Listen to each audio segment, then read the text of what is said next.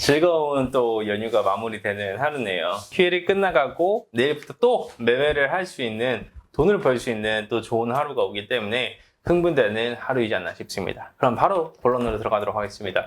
저번 주 우리 테마, 이 테마에서 죽어라 라고 했었던 테마가 어떤 테마였죠? 친환경 테마였죠. 친환경 테마였죠. 풍력, 태양광, 수소 다 어떻게 됐죠? 다 올라갔습니다. 다 올라갔습니다. 네. 그럼 우리 매매 했습니까? 안 했습니까? 했죠. 어떤 네. 종목 했죠 우리? 일단 뭐 태양광 풍력은 하나씩 다 건드린 것 같고 대명에너지가 많이 올라갔어요. 네. 많이 올라가면서 이게 또 태양광 이슈가 거의 뭐 기사 갑자기 뭐 오후장에 탁 튀어나오면서 시원하게 또 움직였고, 그리고 뭐 풍력 안에서는 저희가 또 CS 베어링을 또 했던 기억이 납니다. CS 베어링이 풍력 관련주죠. CS 윈드랑 좀 같이 움직였었는데 최근에 꽤나 많이 올라갔고, 저번 주 내내 좀 많이 올라갔고, 그리고 좀 신성 ENG, 뭐 S에너지 이런 친구들도 거의 뭐 저번 주 월요일부터 쭉 보면은 굉장히 많이 올라가는 그런 모습을 보였습니다. 신성 ENG도 이날이 월요일이니까 뭐 목요일 날 고가도 한번 찍어주고 하면서 친환경이 확실히 좀 주도하는 한 주였다 로 요약할 수 있을 것 같습니다. 그렇기 때문에 저번 주 테마픽은 굉장히 훌륭했다. 그 안에서 내가 어떻게 매매했냐가 내 계좌를 좀 좌지우지하놨나 싶고요. 그러면 이번 주 봐야 되는, 집중적으로 봐야 되는 테마에 대해서 오늘 바로 언급을 드릴 수 있도록 할 건데, 저는 사실 이번 주 너무 애매해요. 이번 주 뭔가 강력하다, 여기서 죽어야 되겠다라는 게 보이지는 않습니다. 그래서 이 오는 주차는 조금 죽기보다는 소녀와 같은 매매를 하지 않을까? 좀 소녀스럽게 매매를 하지 않을까 싶습니다. 지금 주말인데 하나 짚고 넘어가 보면은 이 하원이 통과가 됐죠. 네. 네, 통과가 됐기 때문에 이제 이번 주 돌아오는 주차에 바이든 대통령의 서명이 남은 그런 일정인데, 또 시장에서는 또 요 기대감으로 열심히 올라갔다가 또 바이든 아저씨가 서명하는 순간은 재료 소멸로 받아들일 수 있기 때문에 그 부분 하나 좀 주의를 해야 된다라는 말씀 드리면서 이번 주에 좀 관심 있게 봐야 되는 것들 하나씩 좀 보도록 하겠습니다. 이게 바로 내일 이슈죠. 250만 원 공급 발표? 네. 네. 이제 원희룡 국토부 장관님께서 원래 이게 저번 주에 일정이 있었는데 이제 우리나라에 폭우가 쏟아지면서 지금 이게 할 때가 아닌 것 같다 해가지고 한번 딜레이가 됐고, 이게 8월 16일 내일이죠. 내일 이제 공급 대책 확정 발표가 납니다. 아무래도 이제 윤석열 대통령님께서 공약으로 건설에 대한 부분을, 부동산에 대한 부분 많이 말씀하셨기 때문에 좀 중요한 일정이지 않을까 생각이 됩니다. 개인적으로 저는 일정이 정말 코앞에 있는 매매 종목군들은 건드리지는 않거든요. 신재생 쪽도 완전히 법안 통과가 됐어요. 더 됐다고 보는 게 맞아요. 서명만 남은 거지.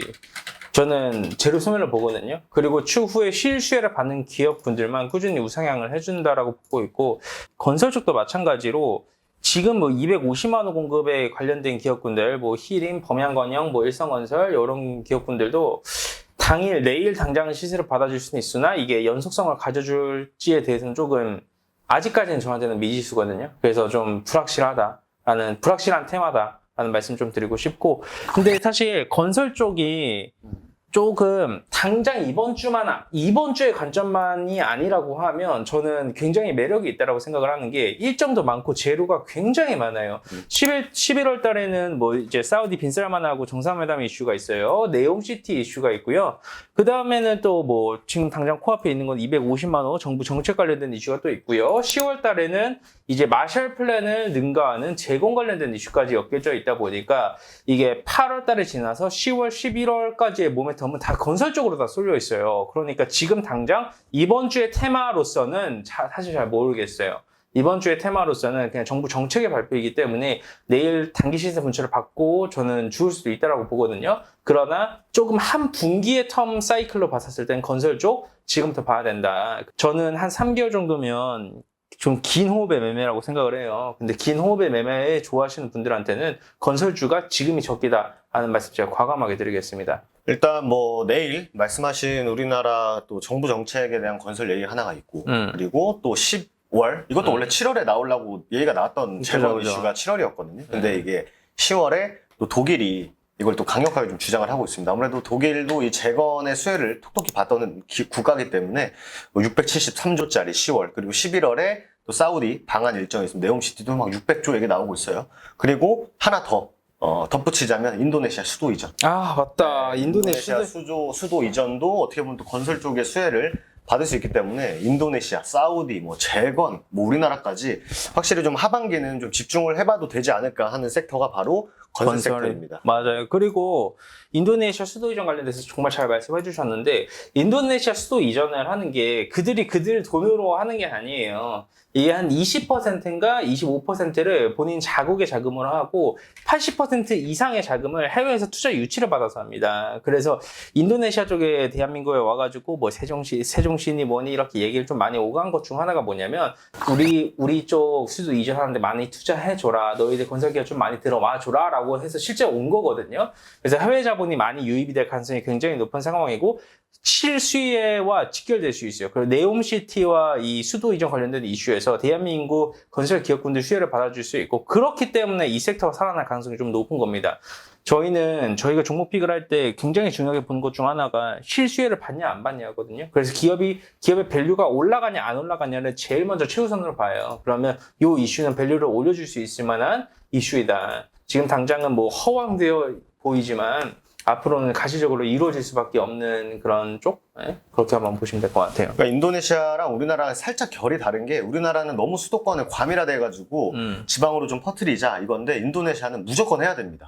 왜냐면은 몰디브 같은 경우에는 네. 뭐 해수면이 이렇게 올라와가지고 이제 섬이 잠긴다 해가지고 이제 뭐 잠기는 섬 약간 이런 느낌이 있는데, 인도네시아는 잠기는 게 아니라 본인들이 땅을 파가지고 지금 잠겨지고 있어요.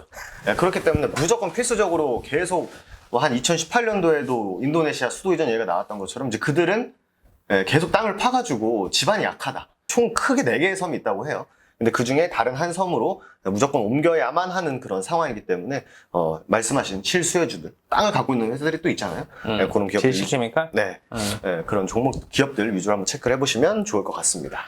형 몰디브 가봤어? 안 가봤지. 언제 갈 거야? 뭐 죽기 전에 한번 갈 것 같긴 한데. 오키나와도 못 가봐가지고. 그 다음 테마 한번 봅시다. 하만 이후 6년 만에 삼성 M&A 이슈. 근데 이제 이재용 부회장이 사면이 됐죠. 나오셨습니다. 네, 사면이 됐기 때문에 광폭 횡보를 보여줄 거다라는 키워드가 좀 있어요. 근데 그 주요 메인으로 엮여지고 있는 게 반도체. 근데 그 중에서 이제 뭐 차량형 반도체, 아니면 뭐 메타버스, AI 로봇 요 정도로 보시면 될 것 같거든요. 근데 저는 시장에서 결국 지금 반응을 해주고 있는 것은 AI 쪽하고 차량용 반도체 쪽 정도이지 않을까 싶어요. 메타버스도 좀 은근히 움직여주지 않았나요? 이게 실제로 M&A 얘기가 나왔을 때 제일 먼저 시장이 반응한 게 로봇주이기 때문에, 사실 대표적으로 로봇주를 봐야 되는 게 맞는 것 같아요. 맞죠. 근데 또 금요일, 저번 주죠. 저번 주에 이제 이재용 부회장님이 특사로 이제 경영에 복귀하는 게 가능해지면서 메타버스 쪽은 좀 덜 움직이고, 생각보다 차량용 반도체가 먼저 움직였단 말이죠. 그러면은 어쨌든 로봇하고 차량용 반도체를 선두에 놓고 그 다음에 메타버스 쪽을 좀 보는 게 낫지 않을까 생각이 되고, 사실 이 M&A 같은 경우에는 항상 굉장히 비밀리에 해야 되기 때문에, 뭔가 우리가 기사를 통해서 흘러나오는 것을 기대하기는 좀 어려울 것 같아요. 한 번에 그냥 갑자기 갑툭 튀라고 하죠. 갑자기 확 튀어나오거나, 아니면 계속 시장에서는 잔잔하게 기대감이 계속 유지가 되는 딱 그 정도의 흐름으로 보시는 게 맞지 않을까 생각이 됩니다. 그래도 좀 매매 관점에서 볼만한 테마 정도로 보시면 될 것 같고, 그 다음에 이게 지금 중국하고 미국하고 지금 대만을 놓고 지금 굉장히 지금 힘싸움을 열심히 하고 있습니다. 오늘 15일 기준으로도 또 대만을 또 방문을 한 해 만에 했죠, 이미. 또 이제 오늘 만약에 장이 열렸으면은 또 요 관련주들이 또 열심히 또 움직이지 않았을까라는 생각도 하게 되는 또 하루입니다. 이거 사놨는데 왜 하필 오늘 쉴까? 원래 뭐 인생사 계획대로 되는 게 잘 없다. 네. 그래서 의원들이 대만에 또 방문해가지고, 이제 미국은 중국은 대만을 이제 손아귀에 놓고 싶어 하는데, 이제 미국에서는 대만 냅둬라. 건들지 마라. 왜냐면은 또 대만에 또 TSMC, 또 엄청난 또 기업이 있기 때문에, 또 이제 중국 입장에서는 약간 뭐 내 거 뺏기는 느낌이 들고, 미국은 원래 네게 아닌데 왜 자꾸 거기서 이제 깔짝거리냐 하면서 이제 힘싸움을 좀 하고 있는 상황이죠. 지금 신선두 주제로 올라오고 있는 게 금강철강, 네. 철강 쪽을 좀 보시는 게 맞을 것 같고, 그 다음에 히토류, 그 다음에 대두, 이렇게 3가지 정도만 보시면 될 것 같아요. 뭐 유니온 머티리얼, 금강철강, 아니면 뭐 샘표 식품, 이 정도 보시면 될 것 같습니다. 문배철강 시간에 올라갔죠? 차트 이쁘네. 네, 금요일 날 철강주들이 시간에 또 열심히 또 움직였었는데, 또 봐야겠죠. 그 다음 좀 중요도를 보면은, 일단 최근에 굉장히 핫하긴 합니다. 네, 폐배터리가 요즘 굉장히 핫하긴 합니다, 지금. 지금 그 유럽에서 폐배터리 활용을 의무화해야 된다라는 얘기가 지금 계속 나오고 있습니다. 그래서 최근에 우리나라에서 최근에 좀 이제 핫하게 상장된 게 두 개가 있는데 두 개 다 모두 폐배터리 관련주였죠. 맞아요. 세비캠 하나랑 성일아이트. 네, 성일아이트. 그래서 요거는 뭐 일정이 잡혀 있는 건 아닌데 좀 뭐 2차 전지, 뭐 태양광, 풍력 뭐 요런 약간 좀 성장성이 있는 그런 섹터로 하나 폐배터리를 좀 봐두는 게 좋지 않을까 이렇게 또 생각이 됩니다. 요건 사실 국내 2차전지 기업에는 악재라고 볼 수 있죠. 그쵸. 왜냐하면 이게 폐배터리를 활용을 의무화를 시키게 되면 당연히 이 배터리 생산하는 기업에는 악재라고 볼 수밖에 없습니다. 그래서 2차전지가 어떻게 보면 재료 소멸과 악재가 같이 공존하네요, 지금.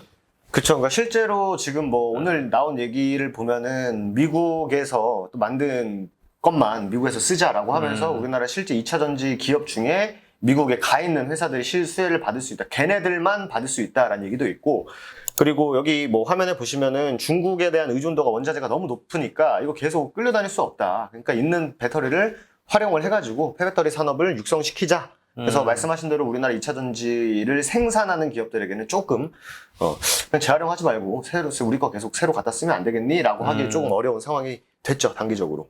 차트도 이쁘네. 네, 10만 원을 뚫고 가냐 못 가냐에 대한 기로에 좀 서 있지 않나. 그리고 그 다음 좀 살짝 테마 보면은 돌아오는 18일 날 K2 전차 본계약이 이루어질 수 있다라는 얘기가 좀 있습니다. 그래서 뭐 계속 수혜를 받았었던 현대로템, 뭐 하나 에어로스페이스, LH 넥스원 이런 친구들을 이번 18일에 과연 본계약이 이루어졌을 때 역시 계약에 대한 기대감으로 올라갔기 때문에 계약을 했을 때의 뭐 하락 부분, 이런 부분도 좀 신경을 써야 되지 않을까. 본계약이 딜레이 되면 주가 빠지겠지. 그래서 그렇죠. 맥시멈 18일이니까 그래봤자 한 2, 3거래밖에 안 되네요. 네, 좀 그런 부분 좀 유의를 해가면서 매매를 해야 되지 않을까. 누군가는 그래요. 후반형을 제대로 잡아야지 제대로 돈을 벌 수 있다. 근데 저는 그게 말도 안 되는 소리라고 생각을 합니다. 확률적으로 봤었을 때 5% 미만입니다. 아니면 1% 미만. 그 작은 확률에 배팅을 해가지고 부자가 되고 싶으신가요? 그런 사람은 극소수일 뿐이다. 언제나 그랬듯이 재료 소멸, 그리고 재료가 다 노출이 되고 그 일정이 다 끝나게 되면 최대한 보수적인 스탠스로 매도 버튼을 누를 준비를 하자. 그 누구보다도 빠르게 튀어야 된다. 라는 말씀 드리도록 하겠습니다. 그리고 마지막 테마 하나 보면은 역시 뭐 빠지지 않는다. 원전. 네, 원전입니다. 이번에 이제 8월 내에 엘다바 계약 체결 최종 마무리 일정이 하나 있고, 그리고 이번 주 목요일이거든요. 그래서 원전 수출 전략 추진위원회가 1차 회의를 거칩니다. 그리고 어쨌든 뭐 이 네옴시티에 원전도 또 포함이 되어 있더라고요. 그래서 원전 역시 이제 단발성인 테마보다는 조금 더 길게, 좀 호흡을 길게 가져가면서 봐야 되지 않을까 생각이 되고, 방금 말씀드린 뭐 이집트 원전, 사우디 원전 이런 것들 하면은 이제 본계약이 하나하나 튀어나오면 좀 사이즈 자체가 크니까 시장에서 한번 반응해 줄 수 있지 않을까 정도 볼 수 있을 것 같아요. 8월 중으로 이집트 건이 마무리가 될 거고, 이 사우디 건은 10월 말에서 11월 달에 논의가 될 거예요. 예, 그래서 그런 부분까지 좀 살아있다. 해외 원전 수주가 명확하게 좀 이루어져야지 이 원전 관련 테마도 다시 한 번 더 좀 이렇게 레벨업 하지 않을까? 지금은 사실 좀 약하죠. 뭔가 좀 무거움이 좀 있어요. 맞아요. 원전 관련주들이 갈 것 같은데도 안 가고, 안 갈 것 같은데 버티고, 약간 좀 이런 느낌이 있어가지고 한번 명확하게 시장을 확 끌 때 좀 보시는 게 맞지 않을까 정도 생각이 됩니다. 좋습니다. 간단하게 한 주간 봐야 되는 테마군들을 좀 정리를 해놨는데, 저번 주 테마는 명확하게 저희가 방송을 잘 잡았지만, 이번 주는 진짜 여기서 죽어라 하는 테마는 없습니다. 그렇기 때문에 서두에 말씀드린 것처럼 소녀적인 매매를 유지를 하셔라. 저희가 실제 매매하는 것도 다 올려드리고 이제 보여드리고 하나씩 그러고 있는데, 보시면 아시겠지만 배팅을 해야 되는 종목에서는 실제 배팅을 해요. 총 20억이 넘는 자금 금액을 매수를 하기도 하고 그러지만, 소녀같이 매매를 해야 될 때는 비중부터 줄여라. 그리고 불확실성이 큰 상황에서는 본인들의 인생을 거는 게 아니다 라는 말씀 드리며 오늘 영상 마감하도록 하겠습니다. 좋습니다. 한상우 정원철의 한정판이었습니다. 감사합니다.